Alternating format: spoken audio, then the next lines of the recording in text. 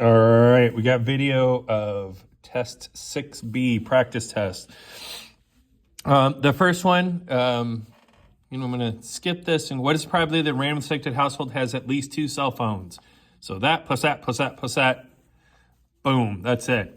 Number 2, this one, again, they do this, but they got some variables. The other one, they all had variables. So these 2 are 50, which means these 2 are 50, which means C is 10% or 0.1.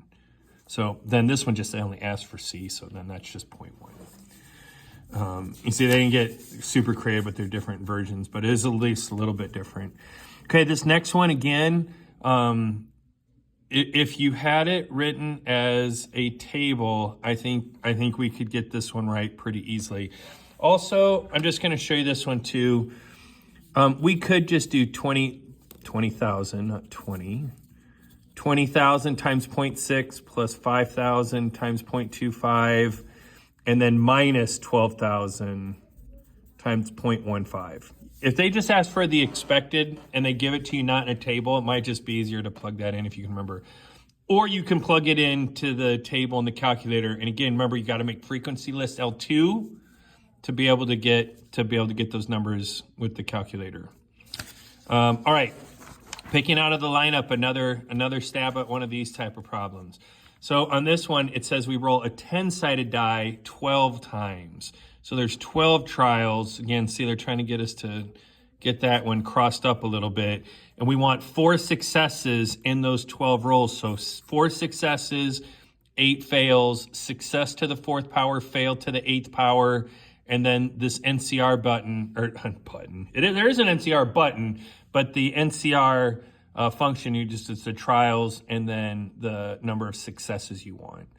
And again, we wouldn't use this. We would use binomial PDF in this case on our calculator, but this one is forcing us to know the formula.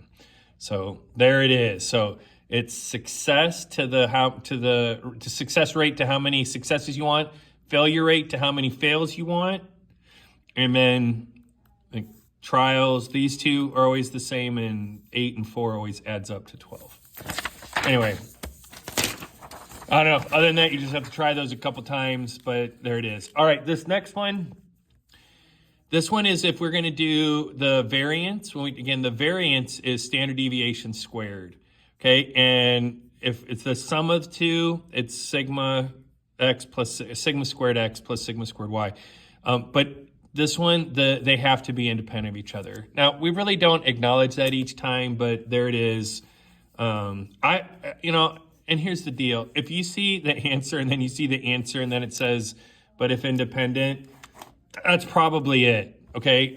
That's not a super common question, but it is a little bit different. So anyway, I don't know. Hopefully that helps that you've really seen it. This one's just a straight normal CDF. And we're going to do the lower 325, upper is 1,000. There's mean, standard deviation. I'm going to be lazy and save a little time on the video. I'm not even going to plug that one in. You should, I don't know what to tell you if you don't know how to plug that one in, except you better get that figured out quick. Probably a while back. All right, the next one says, a set of 10 cards consists of 5 red and 5 black. The cards are shuffled thoroughly, and you turn the cards over one at a time, beginning with the top card. Let y equal the number of the cards you turn over until you observe your first red. So this is sounding a little geometric, but we have a problem. The random variable y, which is the following distribution. Normal, no. Binomial, no, because there's not a fixed number of trials. Now, you say, well, wait, there's 10 cards, and that's what they're trying to trip you up on. But you flip them over until you get your first. So if you flip it, if it's on the first one, there's 1 trial. If you flip it on the 6th one, there's 6 trials. Binomial, you have to say, I'm going to do 10 cards. But this one, there is 10 cards, but we're flipping them over one at a time until the first success. Uniform distribution, I don't know what the heck they're talking about. So geometric is probably a success of 0.5 sounds really good, but the answer is none of the above. And how come? Because these events are not independent of each other. Okay, if I flip over, the first card is black, now I have 5 out of 9 instead of 5 out of 10 that are the other color. Okay, so it changes each time.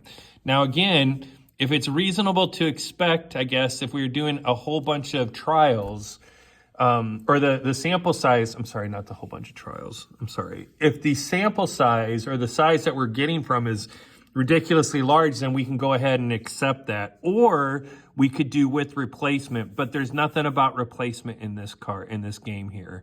All right. Now, if we would have had 1,000 cards and it was 50-50, then independent would have been okay because it'd be reasonable to assume that you would not go over 10% in that case. So I don't think you're going to have to flip over 100 cards to get the first one. So that one we could probably stretch it and say it's geometric. But with 10 cards, 10% is one card. It is not reasonable to expect that that be over at 1. It can be over at 1, and there's a 50-50 chance, but it's not the same as saying it's reasonable to assume that it would be. It's reasonably to assume you have a 50-50 chance of doing that. All right, and then the next one, this is another one of those where they give, you have to read it and know that it's binomial because there's 18 trials. And then the expected value is just what you get when you multiply, which that one gets rid of 2 for us nicely. And then the mean is those two numbers again times each other, but also times the fail rate, and then square root that whole thing. And that's your standard deviation. That's right off the formula card. In order to return a random variable x, in order for a random variable x to have geometric distribution, which of the following conditions must satisfy? And it's right here. You have to have the same chance of success for each trial. Okay? And that's why this one was not geometric, because it changes each time you flip the card over. If we would have flipped a card over, put it back in and shuffled it and flipped over a card, then we could have said that was geometric. All right, this one under 7 minutes. Hope that helped.